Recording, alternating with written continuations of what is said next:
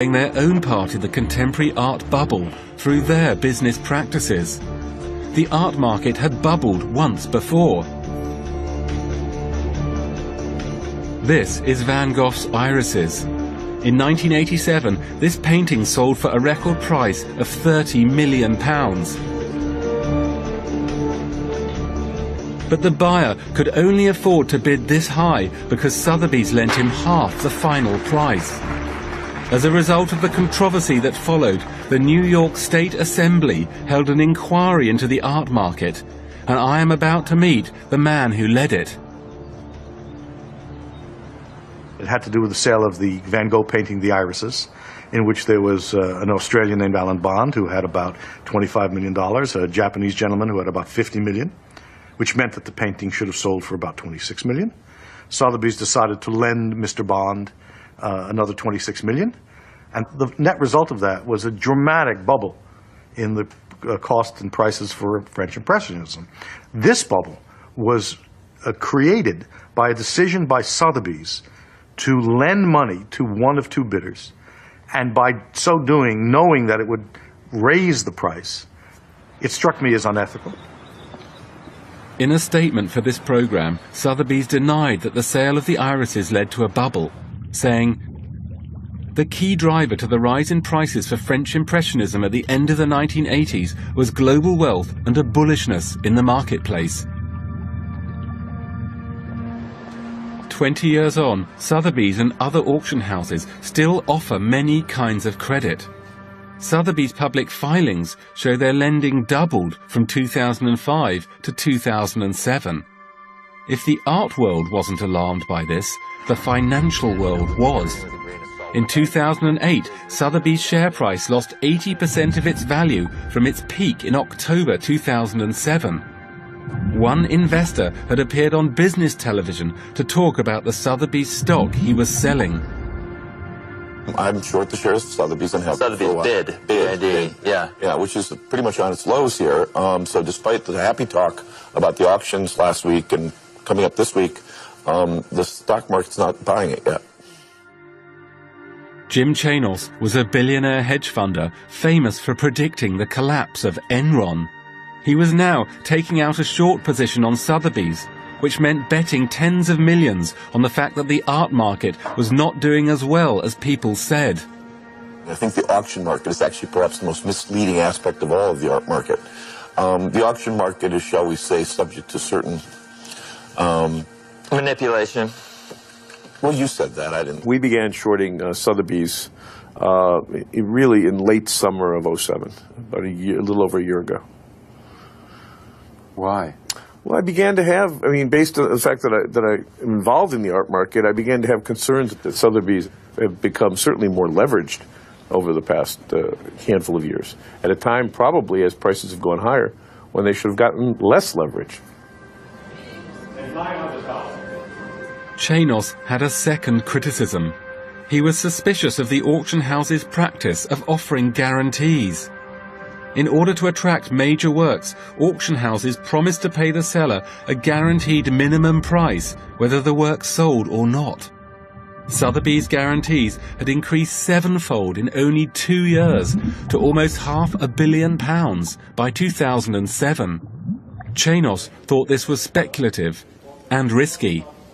Once Sotheby's got in the business of guaranteeing some certain amount of dollars to me, the seller, they suddenly began making judgments about the values of art. And that took them out of the realm of strictly being an agent. In fact, they are betting that prices will be higher. And that becomes dangerous, because then you become part of the system itself. Both Sotheby's and Christie's refused my requests for interviews to discuss this subject. Sotheby's wrote to me saying, "The frank bias, even contempt you have expressed about contemporary art, which is an important part of our business, is impossible to ignore. While it is your absolute right to produce a program as you wish, it is also Sotheby's' absolute right not to assist you in your efforts." Later, Sotheby's wrote to me again, disputing Chanos' view of the inflationary effect of their lending and guarantees. The problem that the auction houses have, in Sotheby's in particular, is that they they stopped being agents and became principals again. And that is the classic problem in a bubble, whether it be real estate, art, stocks, in which we see traditional middlemen, like banks and brokers, for example, who suddenly decided to become hedge funds themselves. And we saw what trouble that got them into. By the end of July 2008, I knew that the contemporary art market was awash with credit and full of people who thought prices could go up forever. It was just like the UK's property market. Economists had a word for that kind of scenario: a bubble. Classic phase of a bubble is that people get, in the early stages, it develops a momentum of its own. And I think what happens is people get just excited by a rise in price. Excellent. It's $77 million then. One thing that drives a bubble is debt and leverage.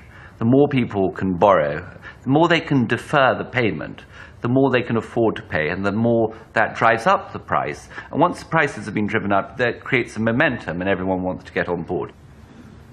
There is no shortage of these goods in the market, and that's another useful feature for a bubble. You couldn't have a bubble in Titians, because Titians only change hands once in a generation. Whereas if you have an artist like Warhol, whose legacy of tens of thousands of screen paintings, then of course they're coming to the market by the dozen. Most contemporary art is sold by dealers through their galleries or privately, rather than in public at auctions. But I was developing a theory of how the auction rooms were the key to the contemporary art bubble, and I wanted to run it past the top expert in the field. I had one more meeting in New York with the man who wrote the art world's most carefully read tip sheet, the bare facts. And the illusion is that the auction market is the real market. But that's an illusion, because it's easily manipulated. You've just admitted the auction market is easily manipulated, so you use the auction market to manipulate prices, and then you use those prices set at auction to raise the prices of all the stuff you're selling privately. Duh. That's the game, isn't it? Duh. You're assuming that these guys who are playing the game don't know what's going on. They know what's going on. But wouldn't you rather buy into something? You're a little bit more comfortable buying a Warhol, maybe knowing that Larry Gagosian, A.B. Rosa, and Alberto Mugambi, for the most part, often protect the prices of that. Look, who are you trying to protect here? 20 billionaires who own other Damien Hirst? Don't worry about them. They don't need protection. The billionaires don't need protection, but ordinary people do, because we are subsidizing the art market in various ways. There is a long tradition of rich collectors donating works of art to public institutions or setting up their own private ones. This is supposed to be an act of pure philanthropy. But in many countries, collectors who donate art to museums, even to their own personal ones, receive big tax breaks. And the money they save has to be made up by other taxpayers. In the States, you can deduct up to 30% of your gross income every year. You can shelter it from taxes by donating that an equivalent value. So let's say you earn $100 million and you donate $30 million worth of art to your private foundation in that year. You can reduce your taxable income down to $70 million. And if you're taxed at a 40% rate, you've saved a very substantial amount of money. You've saved $12 million in cash that you would otherwise have to pay to the government. There is also a long tradition of sponsorship of art events by banks and corporations. This has always been recognized as a mixture of charity, PR and business. It's a good way for the sponsor to enhance their brand and to meet rich clients. But an investigation by the US authorities has revealed that one Swiss bank took this a step further. Billions and billions of dollars worth of U.S. assets find their way into these secrecy tax havens, aided by banks, trust companies, accountants, lawyers, and others. At events it sponsored in America, including the art fair in Miami, UBS bankers had been quietly recruiting rich clients who wished to avoid American taxes. UBS opened 20,000 bank accounts for US citizens that were hidden from the eyes of their tax authorities. Swiss bankers regularly traveled to the United States to target U.S. citizens for net new money, often traveling together to UBS-sponsored functions designed to attract wealthy potential clients, and carrying encrypted computers that allegedly even U.S. customs agents could not read. The billionaires were effectively hijacking art history with all their money, and they were making a tidy profit out of it. Somebody said to me recently, he said, well, at the end of the day, Ben, it's just rich people scamming each other. It's not a big deal. Frankly, I'm not interested in the argument we can sustain a dishonest system because it's rich people who are being dishonest. That goes back to the class and cultural condescension that I noticed across this whole community when we first got involved. Speculation, mass production, public exhibition, price protection, and a love for art all helped create the contemporary art bubble. But according to the rules of a bubble, there will always be a turning point when people stop buying and prices fall. If this happened in the art world, then auction houses like Sotheby's would be burdened with the debts from guarantees on works they couldn't sell. And dealers like the McGrabys would be saddled with large inventories of work from artists whose prices they were supporting.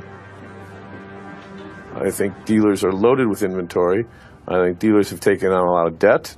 I think collectors have taken on a lot of debt. I think there's a lot more debt in the art system than people in the art market would like you to believe.